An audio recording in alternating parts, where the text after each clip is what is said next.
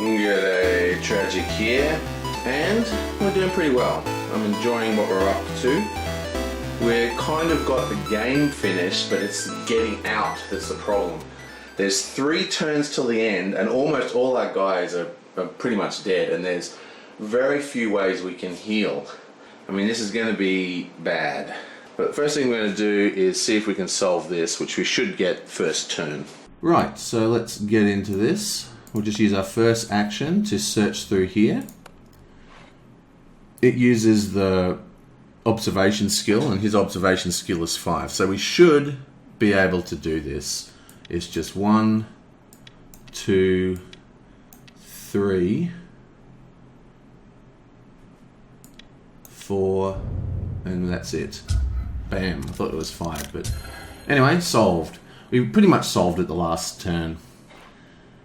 Pieced together, the paper reveals that several members of the Marsh family have one or the other parent listed only as from the sea. Gain the missing link unique item and 1 clue, then discard this search token. Okay, so he gets the missing link, also gets another clue. Yes, this is exactly the lead I needed. We should get out of this city as soon as possible. I will stay here and collect whatever other evidence I can until the boat arrives. Gain 2 clues. Okay, so it says gain 2 clues. It doesn't really tell you who should gain it, but I guess it goes to the same guy. So give another 2 clues. Wow, he has got clues coming out his ears. Boom. Okay, so we still need the boat to arrive. Should have rung the bell first before doing that. Damn it. Okay, so let's just have a look at our compile evidence. Bam. You have enough evidence to convict the Marsh family. Now you just need to escape before the town mob stops you. Okay, so we've done everything. We've solved the whole game. We've got all the items we needed. Now we just got to get the hell out of Dodge. So, looks like we're going to have to... Let's continue. Yeah, it looks like we're going to have to talk to him one more time to tell him that the boat has arrived. So, how are we going to do this? Okay, so it's all about timing now. So basically, we've completed this and we've completed all the problems with the game. Now he's got one more action left. Now he can spend 1 action and go into there, and then next turn he'd be able to click on him. Okay? Which isn't really going to help, because he'll go, that's 1 turn, then next turn it's click 1, 2, and then next turn it's 1, 2, 3, 4. So that makes it click 1, 2, so that's 1 turn, 1, 2, 3, 4. So that's 2 turns. That's actually not that bad. Now we've got our fast chick. If she goes to this turn 1, 2, 3, 4, 5, then next turn she can click and go 1, 2, 3. And next turn she can click 1, 2, 3. So she could get to the boat with 1 action to spare, giving her the ability to shoot at any mobs that are chasing her. So that might be the best thing to do, is actually have him just run for it. And then we're going to have her go 1, 2, 3, 4, 5, ready to activate that next turn. Simmons over here is going to shoot 1, 2, 3 at the maniac using the Tommy gun. So let's click maniac. He's got 2 damage already. Attack. The Tommy gun is a firearm. Bam. You fire quickly at the figure. Welcome any advantage you can get. Roll agility. Roll 2 additional dice if the monster is in your space.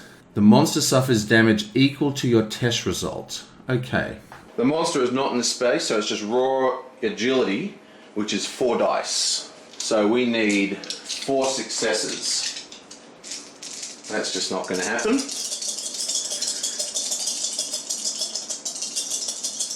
Come on. We get 3 successes though. Ooh, 3 successes, which is pretty good. Excellent, that's perfect actually. Okay, the monster suffers damage equal to the test result. 1, 2, 3. And for his next move, he's going to go 1, 2. Now the priest is the big problem. He has currently got 1, 2, 3, 4, 1, 2. So he's got 2 turns to get there.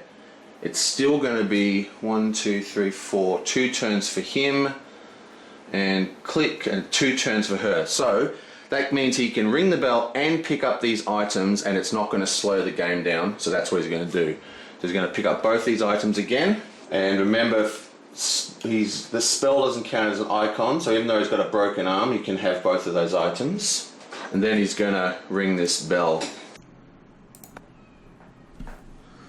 A large fog bell hangs in the top of the tower. Ring. The sound of the bell rings out over the bay. After a few moments, you see a light of the fishing boat coming in towards the dock. You'll need to get to the dock as soon as possible. Discard the interact token. Bam. Okay, and that's the end of his turn. Okay, so she is 1, 2, 3, 4 to get on the boat. 1, 2, 3, 4 to get on the boat. So it's still 2 turns. So she's going to stay in here in case monsters spawn, but while she's in there, she's going to cast Instill Bravery on herself. So she has the Instill Bravery spell. You or another investigator within range, discard 1 horror, and we are going to discard Paranoia, yonk, which was a pretty horrible one, that it means that she couldn't be in range of other investigators. Okay, then I'm just going to do the opposite. You feel your mind is twisting and stretching, and do a Law 2 test. If you pass, gain perspective, flip 1 horror face down. Damn it, I wish I knew what the back was. If you fail, you stagger blindly, suffer 1 horror face down. Okay, so theoretically we could have gotten 2 horror taken off us this way. Her Law is 4, she needs 2 successes. Come on, 2 successes. Yabam! We get no successes. We get 1 success, so we suffer a face down horror. Still, I think that was worth it. You know, I could... She does have 1 clue. Actually, yeah, let's just give her 1 face down horror. She's going to keep that clue. That means her horror count doesn't change. She's still on 2. But now that she's no longer paranoid, she is going to go 1, 2. And that way her ability will be live. Right, that's that. Let's go to the other phase. Oh wait, I've got to get a new one of these, don't I? Where's all the Instill Braveries? Here they are. So this is the one she just used. Neat. Okay, she has a new Instill Bravery. And nab. Okay, do your worst. Click. Investigator phase. The fire spreads out of control. Okay, I think there's only one real choice for the fire to go, and that is here. Bam. Where the maniac is. Here we are. Guided by the lantern, the boat slides in gracefully alongside the dock. Place the houseboat tile as indicated. You see the captain in the cabin steering the boat. He begins looking around for you. You had better hurry or he might leave without you. Place a person token as indicated. Okay. Booyah, as predicted. There's the boat and there's the captain. Oh, we're so close to finishing this. The heavens part, only to reveal a terrible hole in the sky itself. This missile event affects every investigator is an outdoor space. Resolve. Behind the gash, eldritch forms writhe in the void. Suffer 3 horror. Law negates. Okay, currently we have the butler, the reporter, and the priestess. So it's law negates, and it's what, 3 face-up horror. Oh my god. Okay, so the butler, his law is 4, so he gets 4 dice. We need 3 successes. Oh, come on! He gets 2 successes, and we're going to use one of his zillions of things to convert this to a success. 3 successes, he's negated. Excellent. Now we'll do the nun. Hers is also 4. She is focused. 3 horror will actually send her insane. So come on. Come on. Boom. She gets no successes. That is terrible. Oh, that's so depressing. Now, the question is, do we want to spend her one clue to reduce it to two face-up horror? And I think we are going to do that, because this horror can be quite bad. Actually, we're not going to do that because all the horror gets discarded, right? Yeah, actually, we are going to do this because you only discard face-down horror. So that gives her 2 face-up horror. Okay, this is going to send her insane, by the way. Bam! We get startled, and then the next one... Startled doesn't sound too bad. The next one is sudden shock. Okay, so startled is you stagger backward in alarm. Resolve immediately, no effect, discard this card. Excellent. We're a bit shocked by the hole in the universe. Sudden shock. You fling up your hand to defend yourself, sending a few of your possessions flying. Resolve immediately, drop 2 random items and flip this card face down. Excellent. So 2 things happen here. 1, she doesn't even go insane, and she gets no face-up horror because we had to discard the other insanity. 1, 2, 3, 4, 5, 6, 7. Yep, so that was well worth spending that clue. And she has to discard down, discard 2 random items or discard down to 2 random items? Drop 2 random items. She only has 1 item, and that is the evidence, unfortunately. So she'll have to pick that up next turn. Okay, that could have been a lot worse. And finally, we have only 3 lore for Simmons. He is focused, but he has nothing else to help him, I don't think. Just look through his items.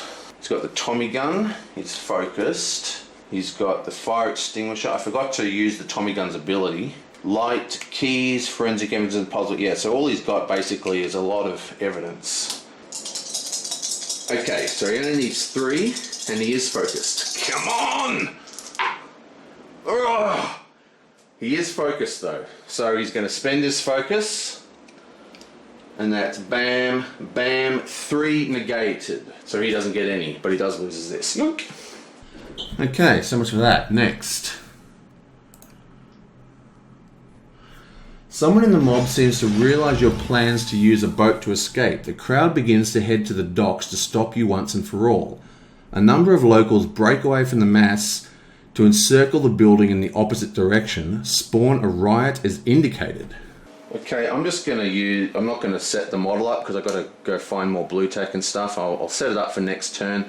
I just want to get going. So I'm just putting a normal riot token there with the red symbol. Okay, bam. As with one voice, the mob cries out in a language you do not understand. In response, a repulsive creature emerges from the water. Spawn a deep one. Okie dokie. The monsters are coming out to play. The revolting fish creatures continue to pour out of the water. Spawn another deep one. Oh no!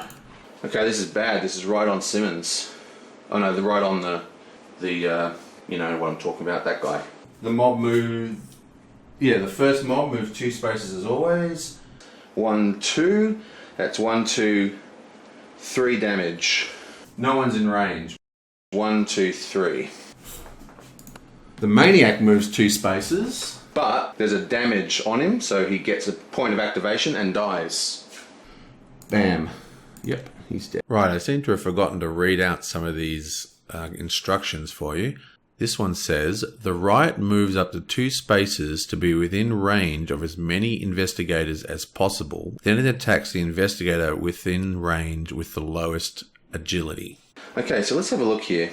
1, 2, 3, 4, 5, 6, 7, 8. 1, 2, 3, 4, 5, 6, 7, 8. 1, 2, 3, 4, 5, 6, 7, 8. 1, 2, 3, 4, 5, 6, 7, 8, 9. So basically it's 8 for every one of those movements, so we may as well send him. Okay, so that's 1, 2, 3, 4, 5, 6, 7. It's 7 to there. So 1, 2, 3, 4, 5, 6, 7. Yeah, so that's what he's going to do. 1, 2, and that's 3 damage. And no one's in range. Cannot move to be within range. Bam. Oh wait, those were slightly... Okay, so he only was supposed to move if he could move within range, and then he gets to move 2 spaces, and it's taking him to the same spot. I sort of was pretty lax with reading the riot text because it's been the same every single turn, but that was different. He actually moves 4 spaces that turn. I've only moved him twice, so he should have another 3 damage and another 2 spaces on the board. Okay, bam. The deep one moves 2 spaces towards the nearest investigator, then it attacks the investigator in the space who has suffered the least damage. Okay, so that's 1, 2. No investigators in the space. Bam. And the second deep one, this is why you save that dynamite, which incidentally has the green token. Is there any special abilities on these guys? No. Well, he does have a special ability. It just says he can move through water, but there's no water in this map. Okay, so this one does not have to move and just attacks Peterson straight away, or Carlson straight away. The monster attacks. The deep one tackles you and begins to bellow as it viciously pummels you with heavy, wet fists. Suffer 2 damage, strength +1 negates. Okay, his strength is a lowly 3, +1 is 4. We need 2 successes. He has 4 clues. Come on. What do we need? 2 successes. Come on. Booyah. He gets 1 success. He's going to eat into his clue supply. Bam. Yoink. 2 successes, 2 negates. Okay, now we have the horror checks. The deep one begins to mumble something in an alien tongue. The words begin to tickle, but eventually build to a torrent of incomprehensible shouts that bury themselves in your mind. Suffer 2 horror, law negates. His law is 4. We need 2 successes. Bam, he gets 1 success. He's going to use another one of his clues. And bam, 2 successes. Beautiful. Next, we have Carlson, and his law is a lowly 3, but we need 2 successes. He is no longer focused.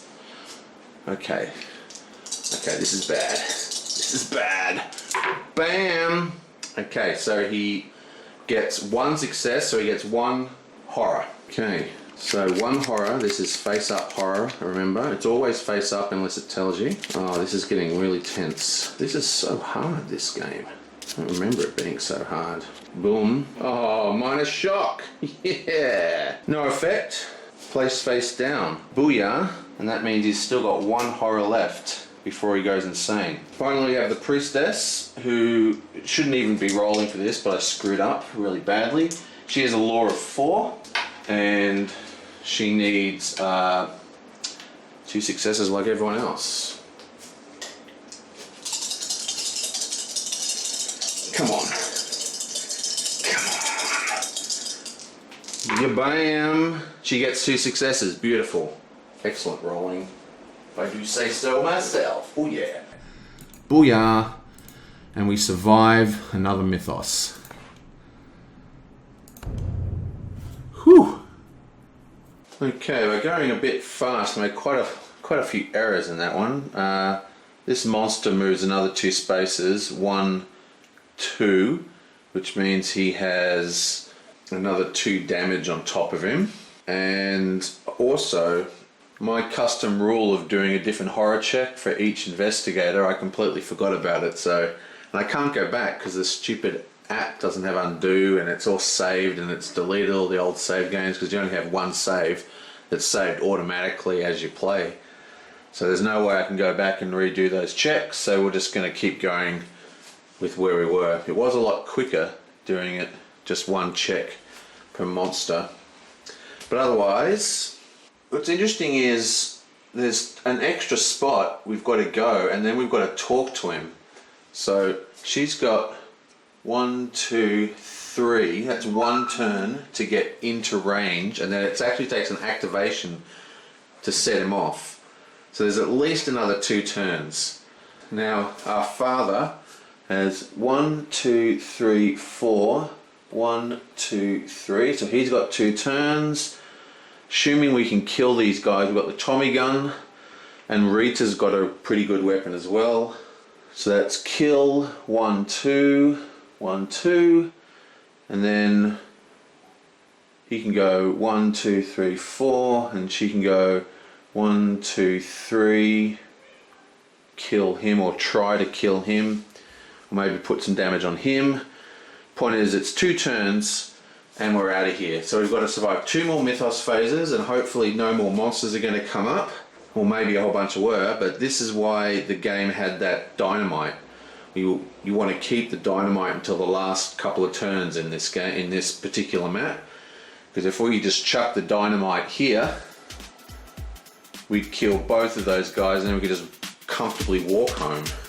Okay, I'll see you guys next time.